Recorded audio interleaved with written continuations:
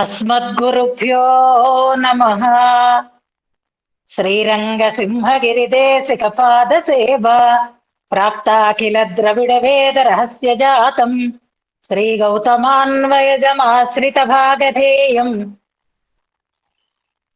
గోపాలదేశికమహం శరణం ప్రపద్యే. వాధూలన్వయ సంజాతమప్పలార్య తనూభవం గోపాలాచార్య సచ్ఛాత్రం వందే వెంకటదేశికం. శ్రీవాత్స్య వరదాచార్య పౌత్రం తత్పద సంశ్రయం తాతార్యతనయం వందే రఘునాథాః గురుం. కాశ్యపాన్వయ సంజాతం నారాయణ పదాశ్రితం శ్రీమన్నారాయణం వందే యతీశ్వర శ్రియాజుషం. సద్గ్రంథాధ్యయన సంగోష్ఠిని ఈనాటి వ్యాసంగానికి సాదరంగా ఆహ్వానిస్తూ కలిసి ప్రార్థన చేసుకుందాం. శ్రీపరాశర భట్టార్య శ్రీరంగేశ పురోహిత శ్రీవత్సాంకసుత శ్రీమాన్ శ్రేయసే మేస్తు భూయసే. భట్టార్య గంభీర హృదబ్ది నిర్యద్దివ్యామృతస్య క్రమయేష భవ్యః శ్రీరంగరాజస్తవ నామ కోయం ధినోతి నిత్యం విబుధాంతరంగం. శ్రీయతీశాన సిద్ధాంత సర్వస్వామలదర్పణం స్తవోయం రంగరాజస్య భక్త సంజీవనౌషధం. సప్త ప్రాకార మధ్యే సరసిజ ముకుళోద్భాసమానే విమానే కావేరీ మధ్యదేశే మృదుతర ఫణిరాఢ్భోగ పర్యంక భాగే నిద్రా ముద్రాభిరామం కటినికట శిరః పార్శ్వ విన్యస్త హస్తం పద్మాధాత్రీకరాభ్యాం పరిచిత చరణం రంగరాజం భజేహం. అతంత్రిత చమూపతి ప్రహిత హస్తమస్వీకృత ప్రణీత మణిపాదుకం కిమితి చాకులాంతఃపురం అవాహన పరిష్క్రియం పతగరాజమారోహతః కరిప్రవర బృంహితే భగవతస్వరాయై నమః. శ్రీరంగేశయ శరణం మమాసి వాచ్యా వ్యాలోలత్కమలతటాకతాండవేన స్రగ్భూషాంబరమయధాయ దందధానః ధింగ్మామిత్యనుగజగర్జమహజగంధ. ఈనాడు గోష్ఠికి స్వాగత వచనాలని తెలియచేస్తూ ముచ్చటగా ఒక జంట మన దగ్గర మననం చేసి నిన్నటి పాఠ్యాంశాన్ని జ్ఞాపకం చేసినందుకు చాలా సంతోషంగా ఉంది. సీతాపరిణయ సందర్భంలో ఇయం సీత మమ సుత అని చెప్పి జనక చక్రవర్తి పాణిగ్రహణం చేయించాడు అని వింటాం.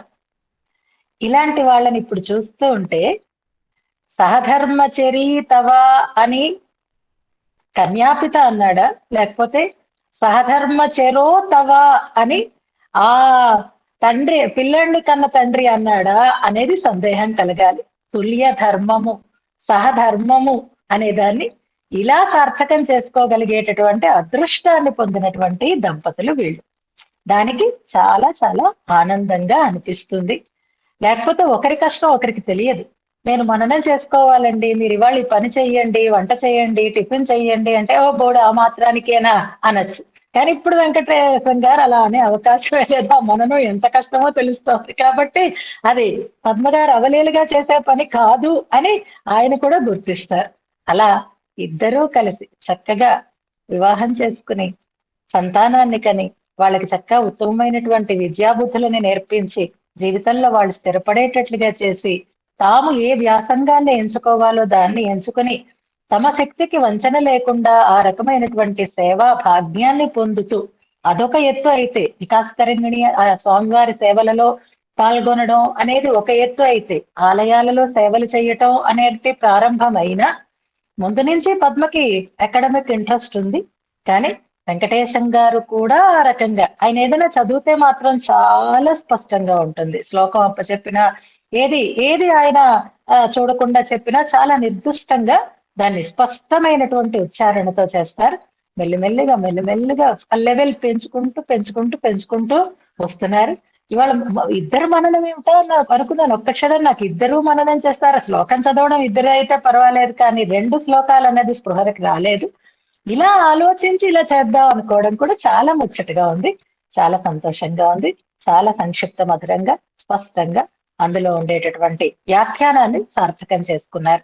వ్యాఖ్యానాన్ని చదువుకున్నారు చక్కగా, దాంట్లో ఉండే అంశాలని గ్రహించుకున్నారు, దాన్ని కూర్చుకున్నారు, అందంగా దాన్ని మళ్ళీ ఇక్కడ అనుసంధానం చేసి మనకి అందించారు. ఇందులో కూడా సంచేయమసితే క్షణ. ఆడవాళ్ళకి కొంచెం పైచేయి ఉంటుందండి, ఒప్పుకోవాలి. పద్మగారు చెప్పిన దాంట్లో దోషాలు లేవు, కానీ వెంకటేశం గారు చెప్పిన దాంట్లో క్రియాపదాలు చెప్పినప్పుడు ఉపభుంక్షే అనేది అపిభుంక్షే అన్నారు. అక్కడ చిన్న తేడా దొరికిందనమాట నాకు.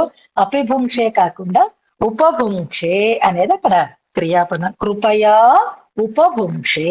అలాగే అభిభూయేమహి వచ్చింది కాబట్టి ఆ తరహాలోనే చెప్పేశారు ఆ క్రియాపదాన్ని, చిన్న తేడా అంతే.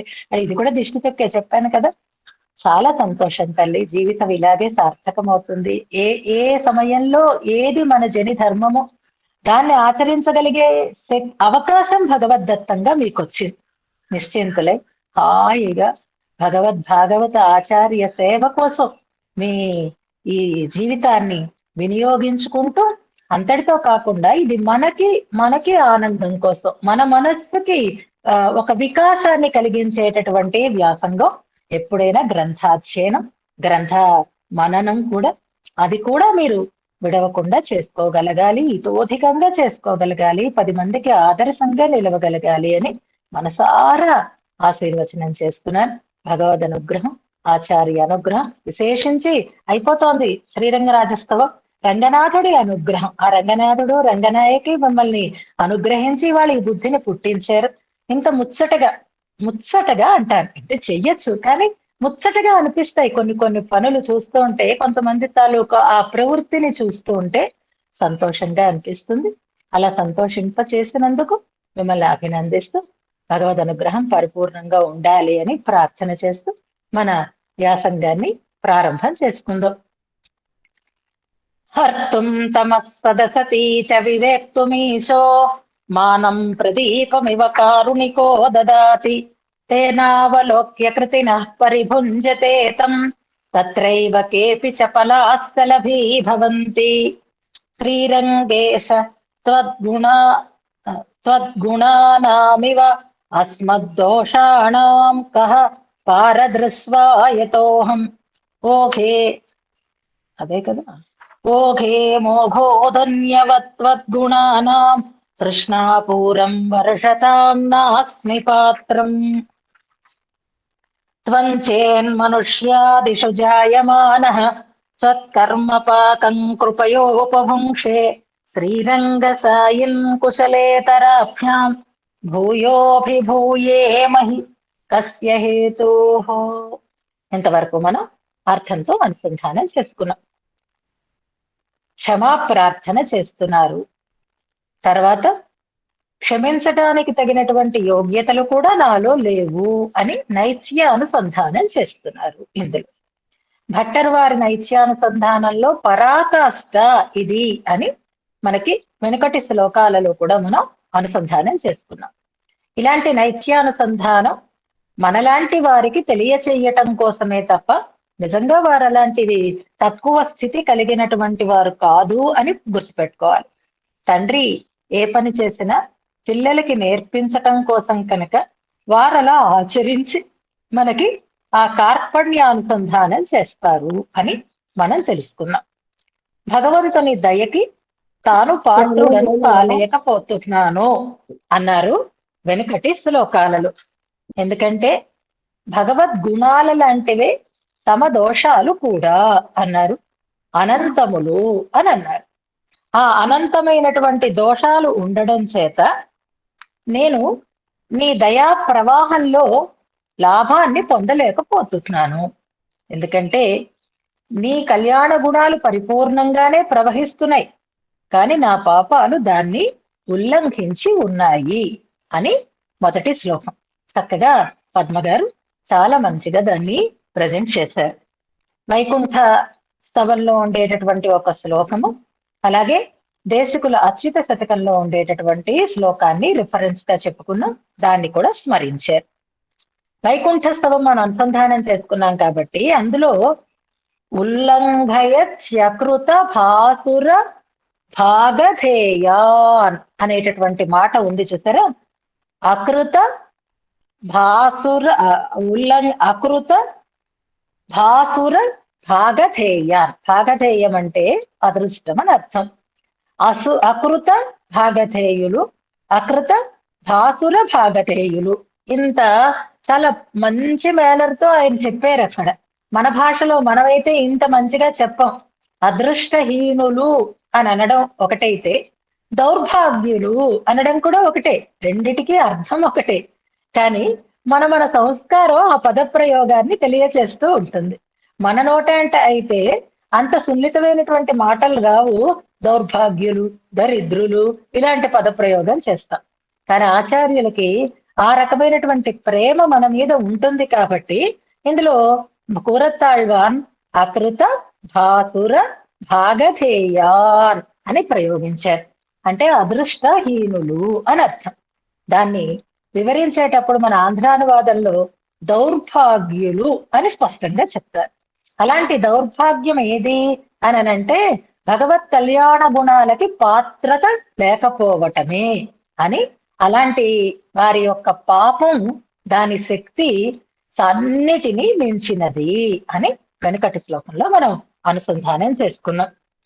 దానికి భగవంతుడు అపారంగా కృప చూపిస్తాడు అనడానికే ఆయన మనతో సమానంగా ఈ లోకంలో అవతరించటం అని అంటూ గుణ ప్రవాహానికి భగవద్ అవతారానికి సమన్వయం చేస్తూ త్వంచేన్ మనుష్యాదిషు అంటూ ప్రారంభం చేశారు. అలా చేసినా సరే మాకైతే ఇంకా ఈ దుర్గతి ఉంది అని అంటేనే తెలుస్తోంది నీ గుణాలు మా దోషాలు కూడా ఒక్కలాంటివే అని. లేకపోతే మేము ఇప్పుడు ఈ జన్మ ఎత్తి ఉండేవాళ్ళమే కాదు. ఇప్పుడు ఈ జన్మను మేము పొందేము అంటే ఆనాడు అయోధ్యలో చరాచర కోటిలాగా మేము కూడా చేరలేకపోయినాము అని అంటేనే అర్థమవుతోంది మేము చేసేటటువంటి పాపాలకు ఉండేటటువంటి ఆధిక్యం అని అన్నారు. భూయో అభిభూయేమహి అంటూ ఇలా ఇలా ఎందుకు అవుతుందయ్యా? వ్యాఖ్యానంలో పంక్తులు చాలా బాగున్నాయి. దాన్ని మళ్ళీ వెంకటేశ్వర గారు చదివినప్పుడు కూడా చక్కగా అర్థవంతంగా అనుసంధానం చేసినారు. నువ్వు జన్మించిన తర్వాత కూడా నేను కష్టాలు పడ్డడమా? ఇది ఎక్కడైనా ఆశ్చర్యంగా లేదు అంటే దీన్ని బట్టి తెలుస్తోంది కదా మా దోషాలకు ఉండేటటువంటి శక్తి ఎంతటిదో అంటూ అనేక పాట్లు పడ్డాడు పరమాత్మ ఈ లోకంలో అవతరించి అని అంటారు. ఎందుకు అనేక పాటలు పడ్డాడు పరమాత్మ అని అంటే కృప అధికంగా ఉంది కాబట్టి.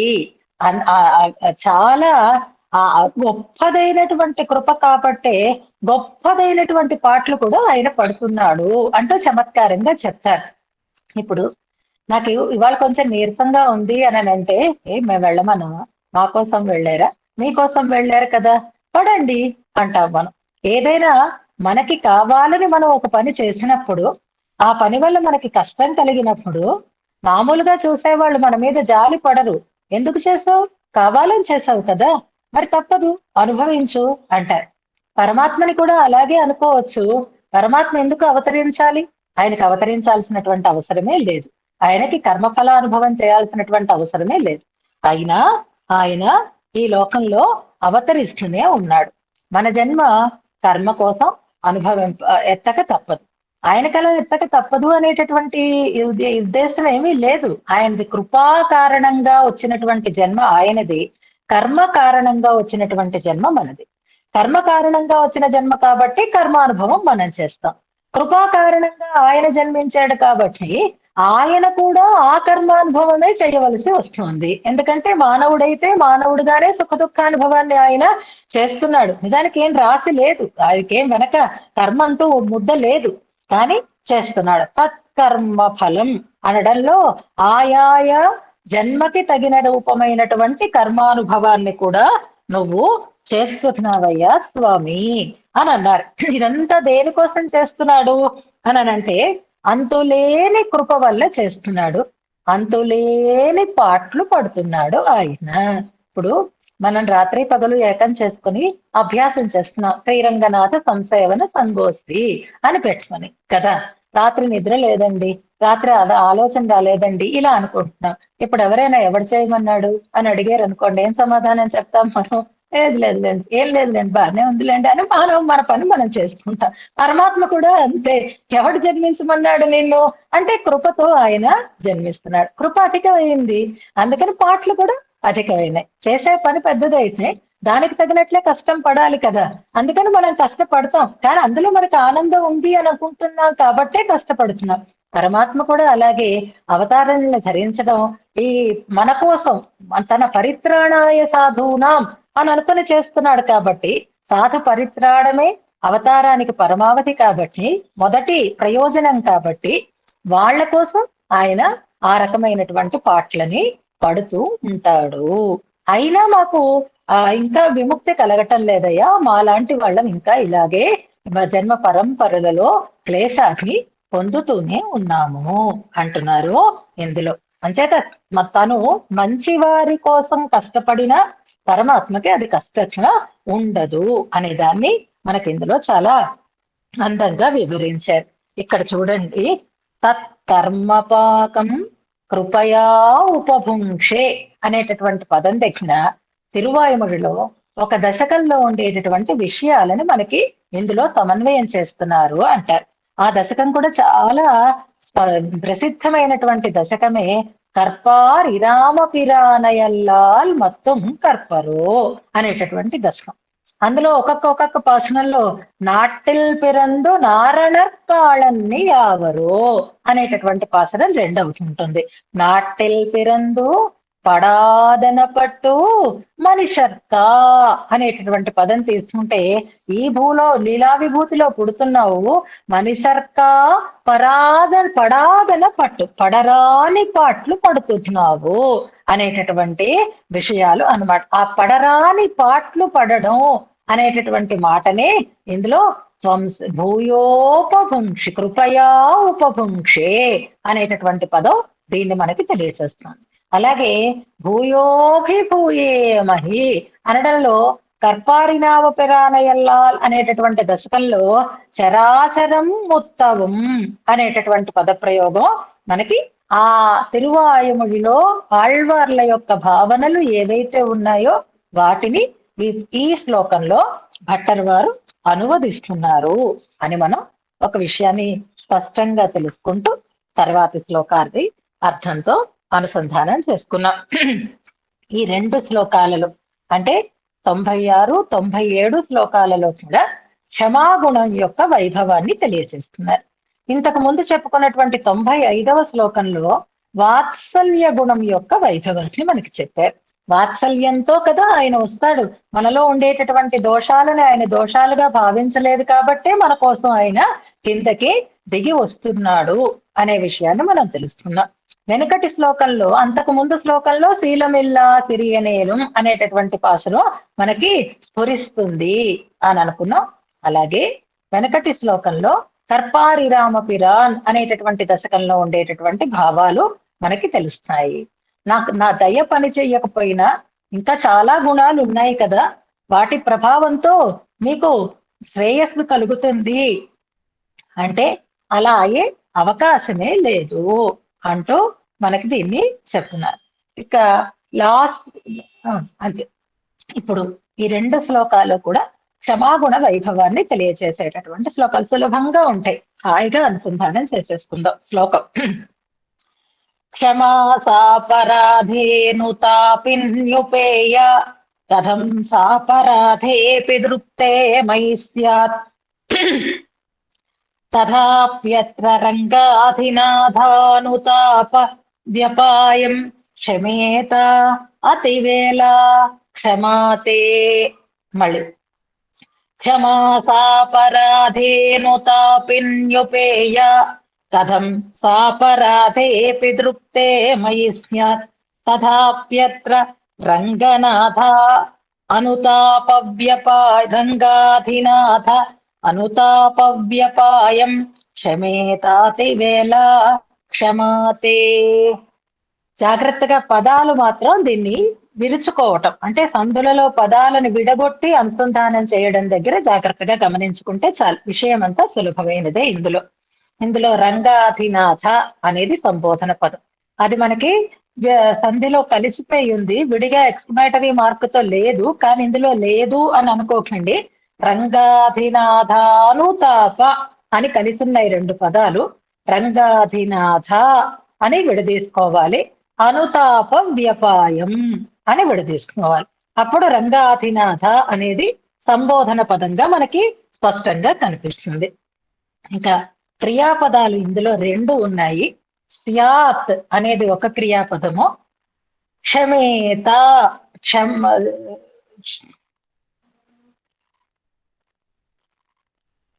క్షమేత అనేది మరొక క్రియాపదం.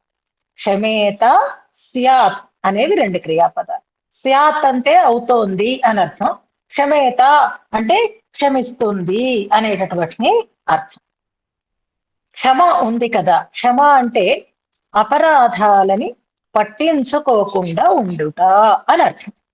అపరాధాలని అపరాధాలుగా భావించకపోవటం అనేది అర్థం. అపరాధ సహత్వం అనే దాన్ని క్షమ అనేటటువంటి ఒక గుణంగా మనం భావించాలి.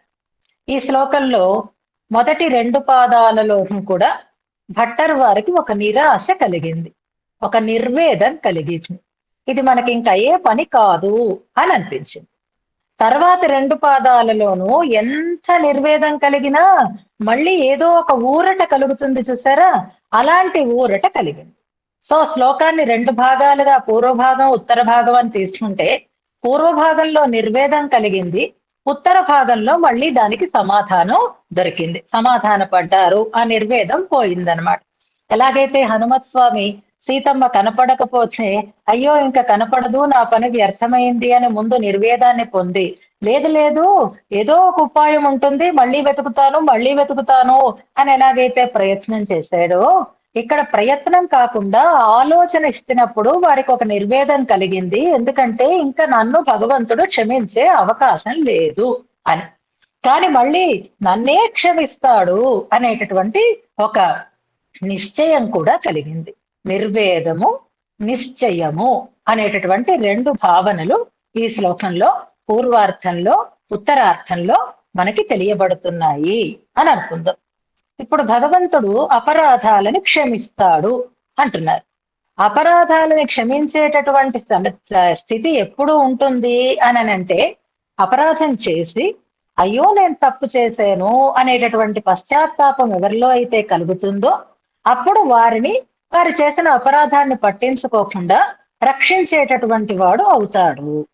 కానీ అపరాధం చేసి అపరాధం చేసేననేటటువంటి పశ్చాత్తాపం ఏమాత్రం లేకుండా గర్వించి ఉండేటటువంటి వారి విషయంలో భగవంతుడి క్షమ ఎలా ప్రసరిస్తుంది? వాడికి అసలు పశ్చాత్తాపమే లేనప్పుడు, చేసిన తప్పు గురించినటువంటి ఆలోచనే లేనప్పుడు భగవంతుని యొక్క క్షమ ప్రసరించేటటువంటి అవకాశము ఉండదు.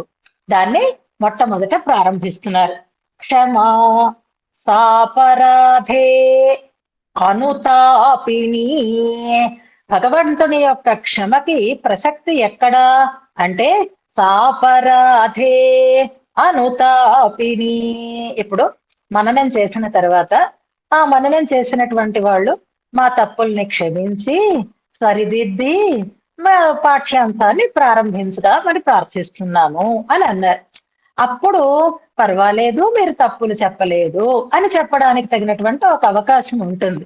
అలా అసలు మా తప్పులు అనే ప్రసక్తే లేకుండా మేమంతా కరెక్టే అనేటటువంటి నిశ్చయంలో ఉన్న వాళ్ళ దగ్గరికి వచ్చి పర్వాలేదు మీరు తప్పులు చెప్పలేదు అంటే ఎవడన్నా నేను తప్పు చెప్పానని వాళ్ళు అట్నుంచి తిరగబడతారు కదా. ఇప్పుడు భగవంతుడు సారీ అంటే ఓకే అంటాడు, ఇట్స్ ఓకే అనడానికి అవకాశం ఉంటుంది. కానీ సారీ అని అనాలి కదా. అంచేత భగవంతుడి క్షమ ప్రసరించాలి అంటే అనుతాపం ఉండాలి. అనుతాపం అంటే పశ్చాత్తాపము అని అర్థం అనమాట. పశ్చాత్తాపం కలిగితే ప్రాయశ్చిత్తం చేసుకోవాలనేటటువంటి ఒక భావన కలుగుతుంది. ప్రాయశ్చిత్తం చేసుకుంటే అపరాధం తొలగిపోతుంది ఒక వే. కానీ ప్రాయశ్చిత్తం అక్కర్లేకుండా భగవంతుడు వాటిని అపరాధాలని క్షమిస్తే ఆ అపరాధాల యొక్క ఫలం మనం అనుభవించకుండా ఉంటాం. అన్నిటికీ ప్రాయశ్చిత్తం ఒక్కటే, గుర్తుపెట్టుకోండి. ఈ పుస్తకం ఈ స్తోత్రం మనకి పూర్తయిపోయినా ఇందులో ఉండే కొన్ని మంచి మంచి కొటేషన్స్ ని మాత్రం ఎప్పుడూ గుర్తుపెట్టుకోండి. ఏ తప్పు చేసినా దానికి పశ్చాత్తాపం కలిగితే ప్రాయశ్చిత్తమేది అంటే హరినామ స్మరణం. గుర్తుపెట్టుకోండి అంతే. మీరు ఇది చేశాను, అది చేశాను, ఇది చెయ్యలేదు, అది చెయ్యలేదు అని అనుకోకండి. ఏవైనా తప్పులు చేస్తే ఇలా చెయ్యండి, ఇలా చెయ్యండి అని రకరకాల ప్రక్రియలను చెప్తే మీరు చెయ్యలేకపోతే బెంగ పడకండి. అయ్యో చెయ్యలేము, మాకు ఈ అపరాధం అంటింది అని అనుకోకండి. అన్ని పాపాలకి ప్రాయశ్చిత్తం ఒక్కటే, హరినామ స్మరణం, కృష్ణనామ స్మరణం, భగవన్నామ స్మరణం. గుర్తుపెట్టుకోండి.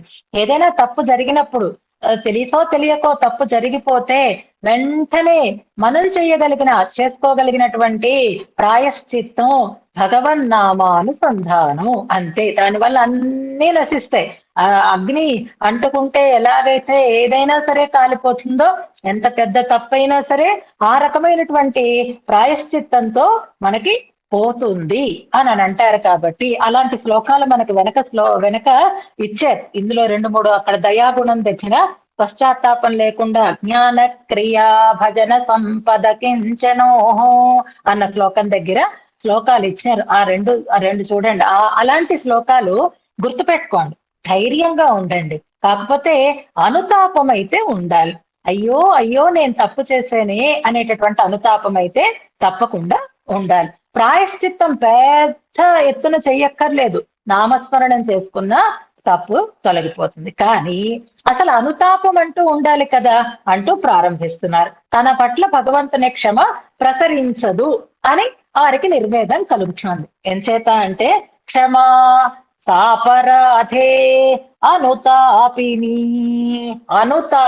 సాపరాధే, సాపరాధం చేస్తే అంటే అపరాధం చేసినప్పుడు అనుతాపిని, అపరాధం చేసిన వాడు అనుతపిస్తే అంటే పశ్చాత్తాపాన్ని పొందుతే, క్షమా నీ యొక్క క్షమ అంటే ఎంత గొప్ప అపరాధాన్నైనా సహించగలిగేటటువంటి వారి దగ్గరకి ఉపేయా చేరదగినది. నీ క్షమ వాళ్ళ దగ్గరికి చేరుతుంది. అంటే పశ్చాత్తాపం ఉన్న వాళ్ళని క్షమించేటటువంటి అవకాశము ఉంటుంది. కానీ సాపరాధేపి, గొప్ప తప్పు చేసిన వాడను అయినప్పటికీ కూడా దృప్తే అంటే ధైర్యంగా ఉన్నాను, గర్వంగా ఉన్నాను, నిశ్చింతగా ఉంటున్నాను. అయ్యో అనేటటువంటి మాట ఏమాత్రము నా హృదయంలో లేనే లేదు, కలగడమే లేదు. తప్పు చేశాను అన్న స్పృహే లేకుండా ఉన్నాను. సాపరాధేపి దృప్తే, సాపరాధుడను అయినప్పటికీ కూడా అనుతాపం లేకుండా దృప్తే అంటే గర్వించిన వాడను అయి ఉంటే అని అర్థం అన్నమాట. అంటే అనుతాపం లేకుండా ఉంటే మై కథం స్యాత్, నా విషయంలో క్షమలా ప్రసరిస్తుంది? ప్రసరించేటటువంటి అవకాశమే లేదు కదా. ఇప్పుడు ఎవరైనా పెద్దలకు మన కాలు తగిలింది అనుకోండి, వెంటనే క్షమించండి అంటాము, కళ్ళకు అద్దుకుంటాము. అప్పుడు వాళ్ళు పర్వాలేదు అంటారు. కాలుతో తన్నేసి అసలు పట్టించుకోకుండా వాళ్ళ వైపు కూడా చూడకుండా వెళ్ళిపోతున్నాయి. వాళ్ళ తాలూకు ఆ క్షమాగుణం మన యందు ఎలా ప్రసరిస్తుంది? ప్రసరించేటటువంటి అవకాశం లేదు కదా. మనం కూడా భగవంతుడి విషయంలో ఇలాగే ఉన్నాం అన్నమాట. భట్టర్ వారు చేస్తున్న నైత్యానుసంధానం ఇది. ఇక మన సంగతి ఏంటో ఆలోచించుకోండి. అంచేత నా మీద నీ క్షమ ప్రసరించదు. ఉపేయ కాదు. ఉపేయము అంటే ఇక్కడ ఉపాయము, ఉపేయము ఇలా టెక్నికల్ వర్డ్స్ మనం చెప్పుకుంటాం. అది అర్థం అదే అనుకోండి. ఇక్కడ ఉపేయ, క్షమా ఉపేయ అంటే క్షమ చేరదగినది అని అర్థం. అంటే క్షమ అక్కడికి వస్తుంది, అంటే క్షమ వారి మీద ప్రసరిస్తుంది అని అర్థం అన్నమాట. కానీ నా విషయంలో కలగదే, నాకు అలాంటి సంస్కారం కలగడం లేదే అని భట్టర్ వారు నిర్వేదాన్ని చెందారు మొదటి భాగంలో.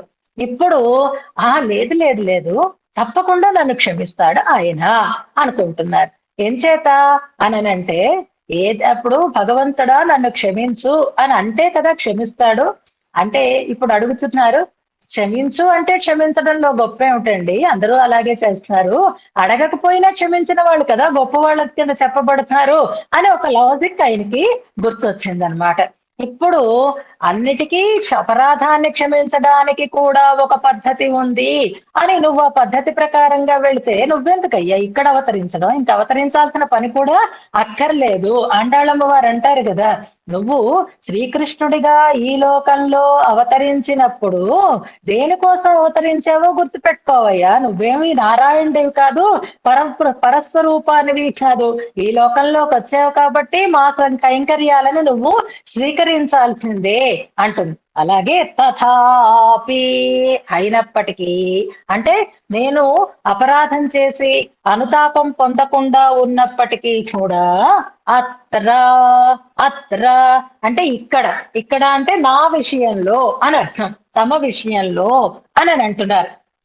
అత్ర అనడంలో వారికి చాలా దగ్గరగా భగవంతుని యొక్క కృపా వైభవం అనేది తెలుస్తోందనమాట. అత్ర మాలాంటి వారి విషయంలో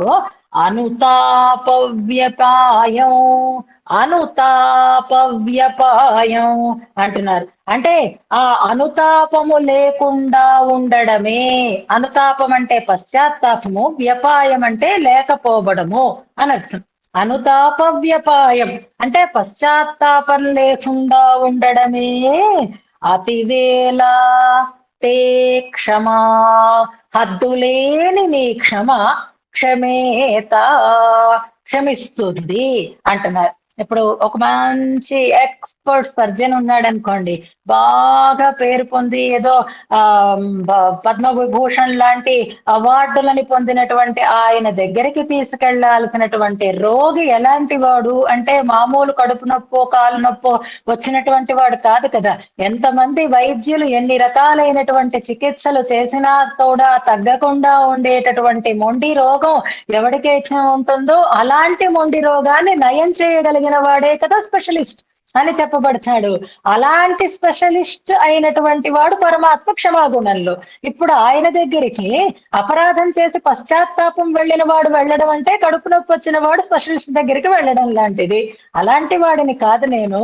అపరాధం చేసి కూడా అనుతాపాన్ని పొందకుండా ఉండేటటువంటి నాలో ఉండేటటువంటి స్పెషాలిటీవే నీ క్షమకి నన్ను పాత్రాటిని చేస్తుంది.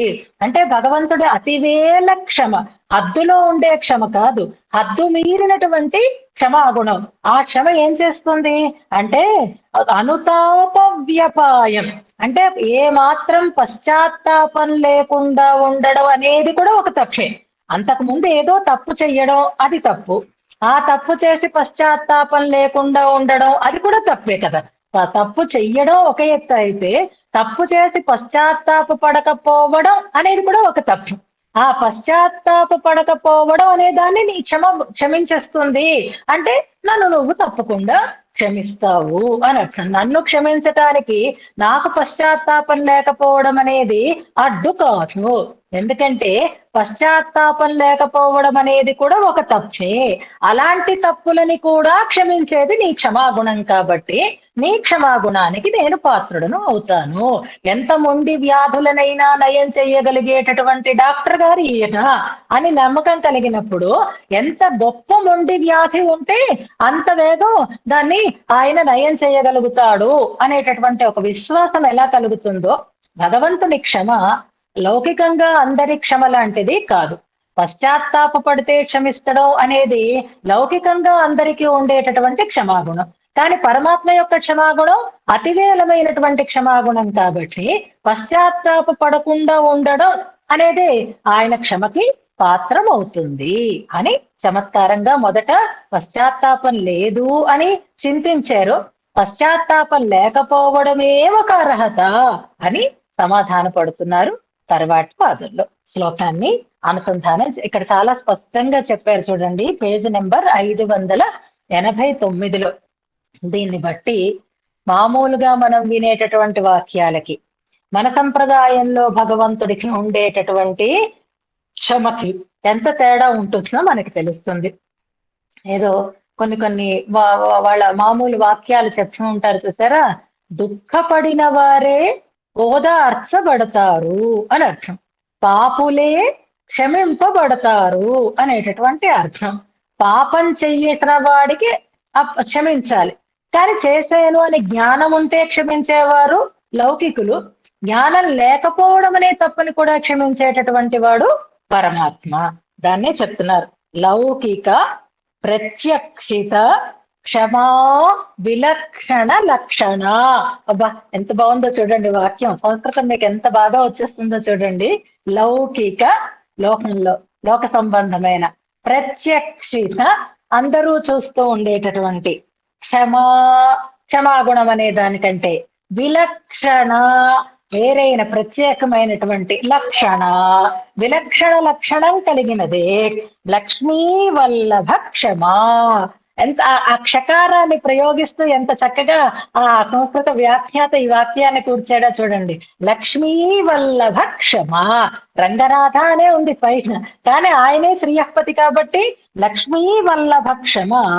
పశ్చాత్తాపాభావమపి, పశ్చాత్తాపం లేకపోవడం అనే దానిని కూడా కంచిత్ గుణమేవ మత్వా, అది కూడా తన క్షమకి ఒక మంచి గుణమే అని భావించి ప్రవర్తత ఇది భావ, నా యందు ప్రవర్తించుగాక అంటున్నారు. క్షమేత క్షమించుగాక అని సమాధాన పడుతున్నారు భట్టర్ వారు. ఈ శ్లోకాన్ని అనుసంధానం చేసుకుందాం.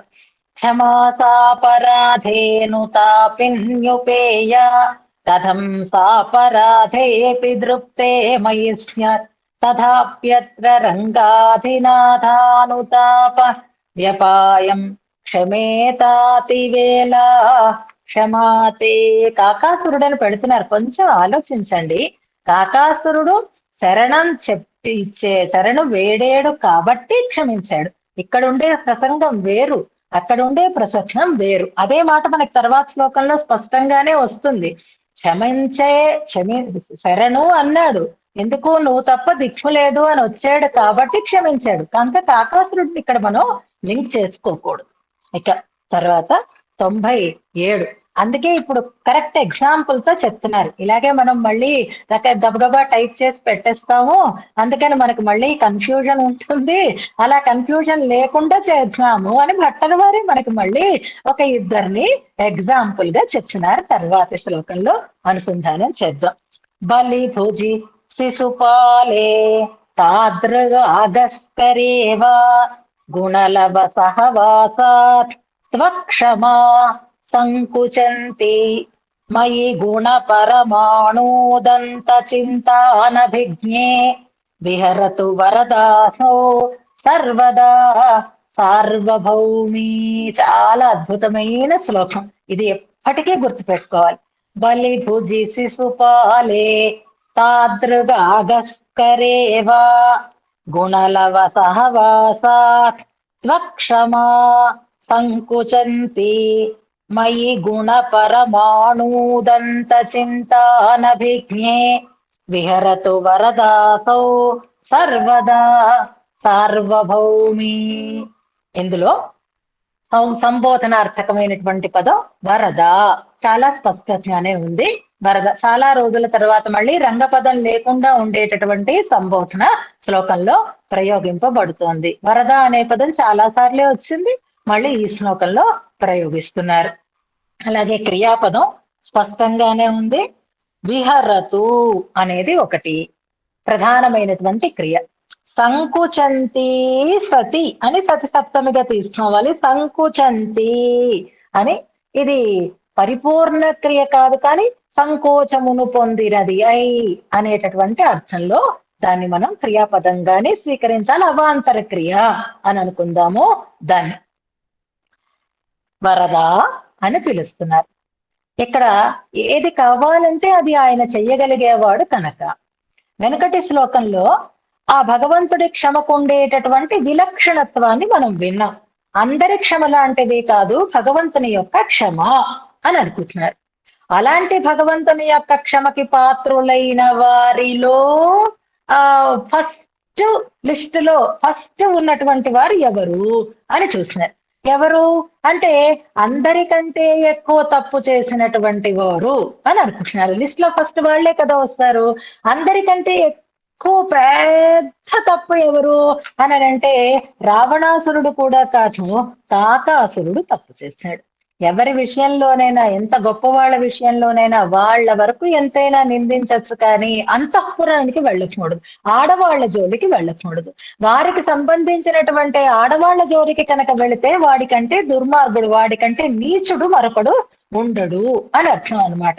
కుటుంబాన్ని వీధిలో పెట్టి ఆయన భార్యనో, ఆయన చెల్లినో, ఆయన అక్కనో అనవసరంగా పట్టుకొని నిందించేటటువంటి వాడు నీచుడు అని అనిపించుకుంటాడు కదా.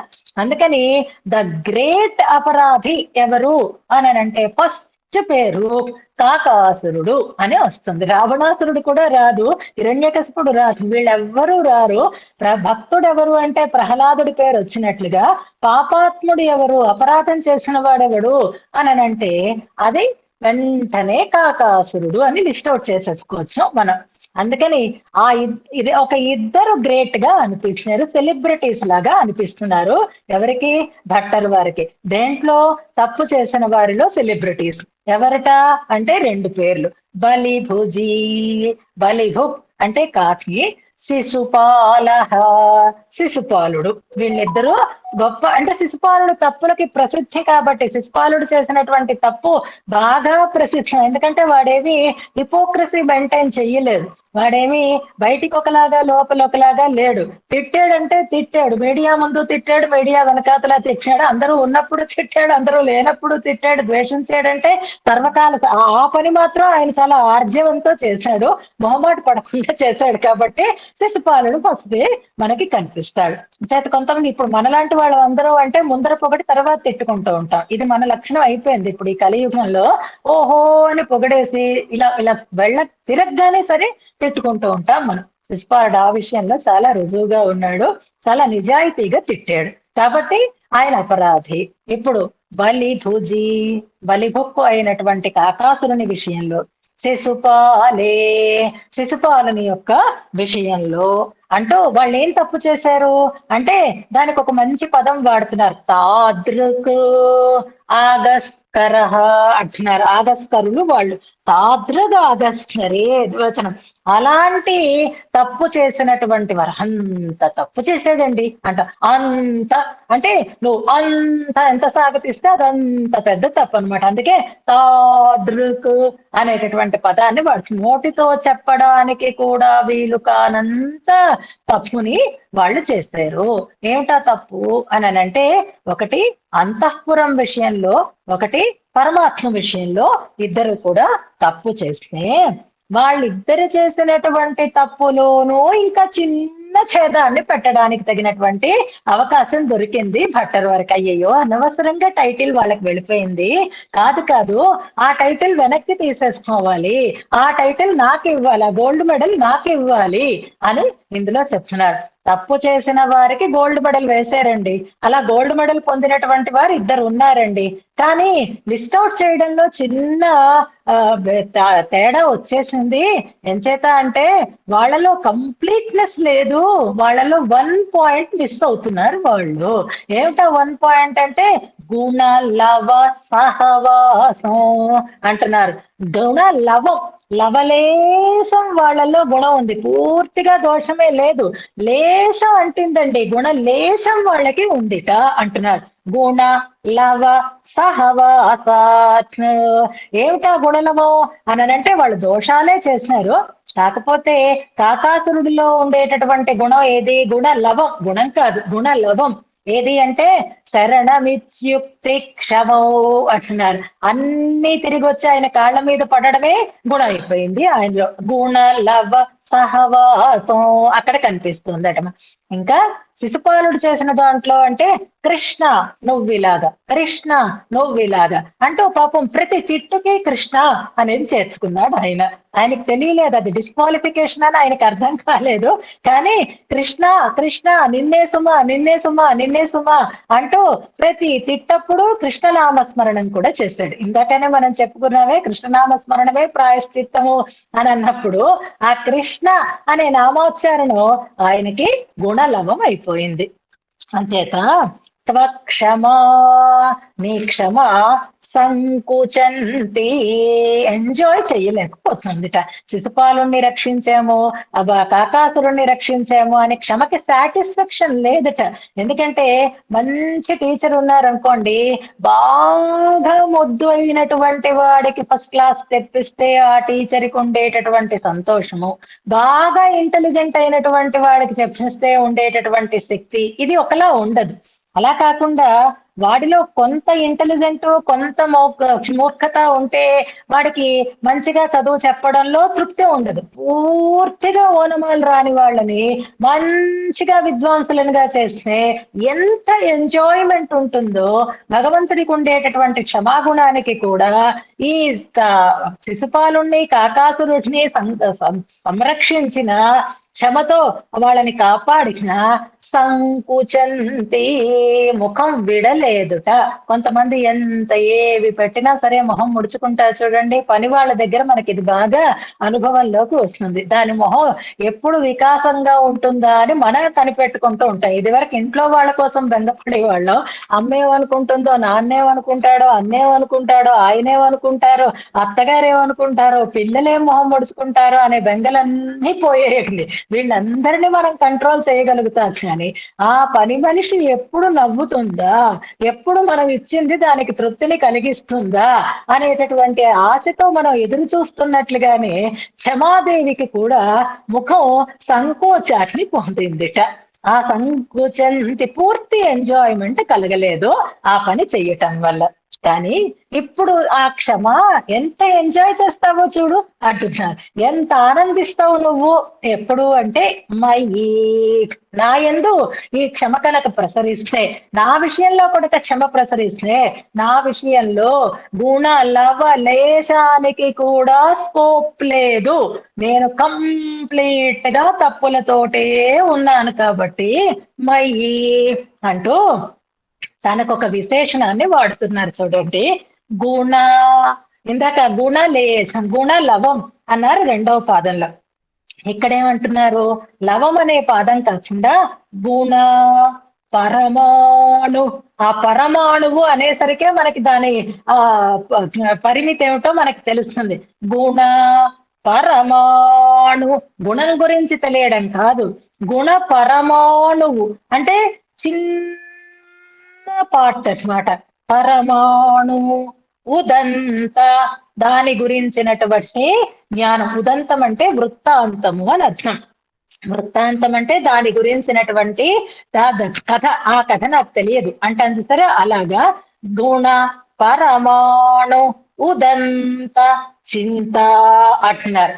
ఓహో, గుణలవలేశం గురించినటువంటి ఆలోచన కూడా నాకు లేదు. గుణ పరమాణు ఉదంత చింత అనభిజ్ఞే. చింత అంటే ఇక్కడ ఆలోచన అని అర్థం, విచారం అని కాదు. దాని గురించినటువంటి ఆలోచనే లేని వాటిని అనభిజ్ఞ అనే పదం ఇంతకు ముందు వచ్చింది, ఇక్కడ మళ్ళీ అనభిజ్ఞే అంచేత నాకు అసలు గుణ పరమాణువు గురించినటువంటి ఆలోచన కూడా లేనున్నటువంటి నా విషయంలో అంటున్నారు. ఇక్కడ గుణ పరమాణుదంత చింతానభిజ్ఞే అనే భట్టర్ ప్రయోగం శ్రీగుణరత్న కోశంలో ఒక శ్లోకంలో ఇలాంటి ప్రయోగమే మనకి కనిపిస్తుంది. గుర్తొచ్చిందో లేదో ఒకసారి జ్ఞాపకం చేసుకోండి. దర దళ దర విందోదంత కాంతాయతాక్షి, దళ దర దర విందోదంత ఉదంత అనే పదం అక్కడ మనకి ఇలాంటి ప్రయోగమే. ఏది మనుజ తిరశ్చాం అనేటటువంటి శ్లోకంలో దర దళ దర విందోదంత కాంతాయ సాక్షి, అక్కడ అరవిందోదంతం తెలియదు అంటే అరవిందం గురించి చెప్పేటటువంటి అని అర్థం. ఉదంతం అంటే వృత్తాంతము, కథ అని అర్థం. అంటే దాని గురించినటువంటి అసలు ఆలోచనే లేకుండా ఉన్నటువంటి అనభిజ్ఞే మయి, తెలియనటువంటి నా యందు వరద, హే వరద, అసౌ ఇది అంటే ఈ కృప అంటున్నారు. ఆ కృపని సాక్షాత్కరించుకుంటున్నారు, ఎదురుగా భగవంతుని యొక్క కృపా వైభవాన్ని దర్శిస్తున్నారనమాట. అందుకే ఈ కృప అంటూ అసౌ సర్వదా సార్వభౌమి విహరతు. అప్పుడు కాకాసురుడు వాళ్ళ మీద ప్రసరించినప్పుడు గొప్పగానే అనిపించింది. ఇప్పుడు చూస్తే అయ్యో వాళ్ళలో గుణలవ ఉంది కదా అని అనిపిస్తుంది. అలా కాకుండా ఇప్పుడు సర్వదా నా మీద ప్రసరించింది అనుకో, నేను ఎప్పుడు ఇలాగే ఉంటాను, నేను మళ్ళీ మంచి పని చేస్తానని అనుకోకు. నాకు అసలు మళ్ళీ గుణపరమాణువు గురించినటువంటి ఆలోచన వస్తుందనే అనుకోక్కర్లేదు. కాబట్టి ఎక్సలెంట్ గా ఎంజాయ్ చెయ్యొచ్చు. ఆ నీ క్షమ అంటున్నారు.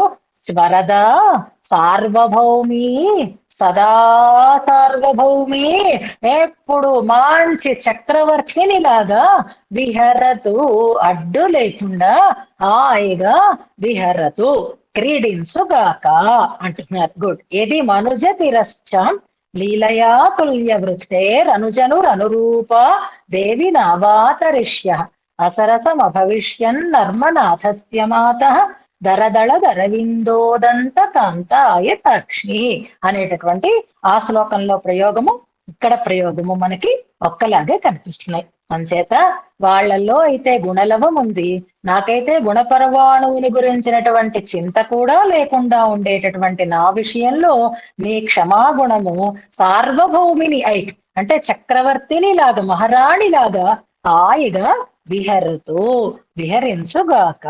అంటే నన్ను అనుగ్రహిస్తే, నా అపరాధాలను క్షమిస్తే ఆ క్షమాగుణానికి కలిగేటటువంటి అతిశయము అంతగా ఉంటుంది అంటూ భగవంతుని యొక్క అపరాధ క్షమత్వం అనేటటువంటి దాంట్లో భగవంతుని యొక్క క్షమకు ఉండేటటువంటి వైలక్షణ్యాన్ని మనకి ఇందులో చాలా అందంగా వివరణ చేస్తున్నారు. ఇలా ఈ ఇద్దరి గురించే మనకి ఆళ్వందార్ స్తోత్రంలో ఒక శ్లోకం ఉంటుంది. అది మనకి వ్యాఖ్యానంలో ఇచ్చారు.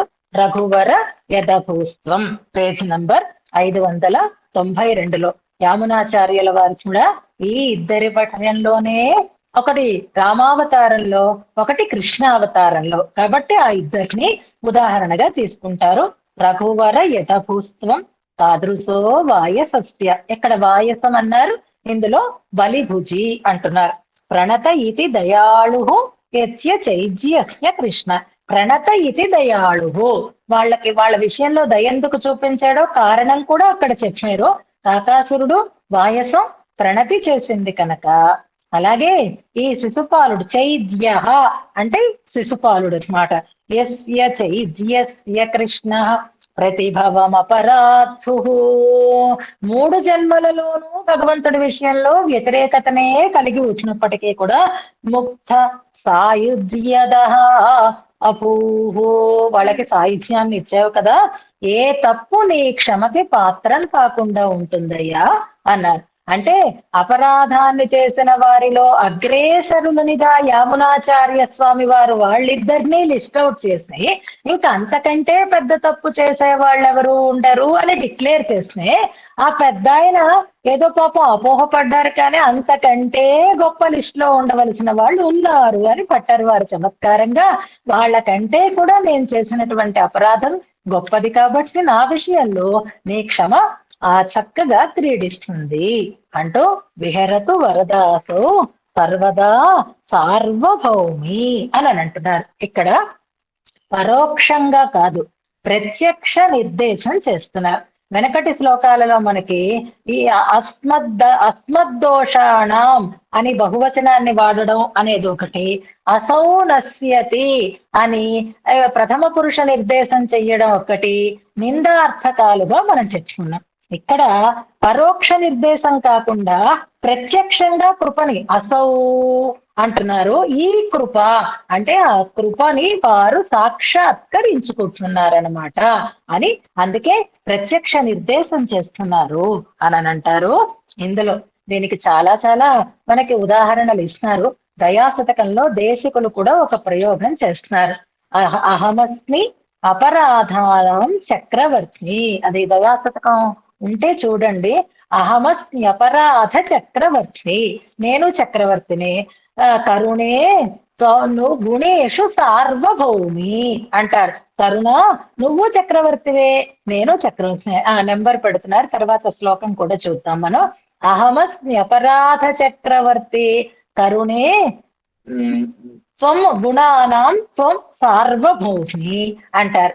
ఇప్పుడు ఇద్దరు సమాన స్థాయిలో ఉన్నారు. రెండు రాజ్యాలకి ఇద్దరు చక్రవర్తులు ఉన్నారు అనుకోండి. వాళ్ళిద్దరి మధ్య సహకారము ఉంటుంది, వాళ్ళిద్దరి మధ్య వైరము ఉంటుంది.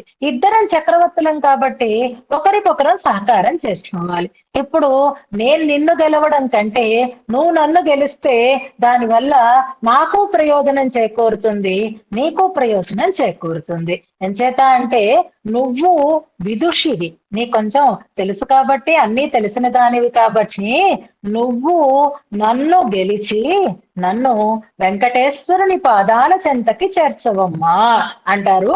నువ్వు చక్రవర్తినివే, నేను చక్రవర్తిని, నేను దోషాలకి చక్రవర్తిని, నువ్వు గుణాలకి చక్రవర్తినివి అంటూ ఇదే ప్రయోగాన్ని, సార్వభౌమి అనే ప్రయోగాన్ని మళ్ళీ మనకి ఆ వేదాంత దేశకుల ప్రయోగంలో అక్కడ చూడవచ్చు అని అంటారు. ఇక్కడ ఓ తమాషా అయిన విషయం చెప్తాను. అందరూ పిల్లలు ముఖ్యంగా గుర్తుపెట్టుకోండి. ఇది స్వాతి, గీత, ఇతిరాజ వీళ్ళందరూ కూడా ఇలాంటివి అప్పుడప్పుడు ఇలాంటివి గుర్తుపెట్టుకుంటే చాలా సరదాగా ఉంటాయి. ఇదివరకటి రోజులలో రాజులు అద్భుతమైనటువంటి విద్వాంసులుగా ఉండేవారు. ఆ రాజ్యంలో వచ్చినటువంటి విద్వాంసులు, కవులు కూడా అంతటి చమత్కారంగానే ఉండేవారు. సాధారణంగా విద్యావంతులైనటువంటి వారికి భౌతికమైనటువంటి సంపద లేకపోవచ్చు గాక, కానీ వాళ్ళు ఆ ఆకలి కేకలు, దరిద్రంతో మాట్లాడేటటువంటి దీనమైనటువంటి మాటలు మాట్లాడేవారు కాదు. కానీ డబ్బు లేకపోతే జీవితం ఎలా గడుస్తుంది? డబ్బు కావాలి. డబ్బు కావాలి అంటే రాజు గారినే అడగాలి. అడగాలి అంటే అభిమానం అడ్డొస్తుంది. కానీ రాజుని ఆశ్రయించి తమ పరిస్థితిని తెలియచేయక తప్పదు.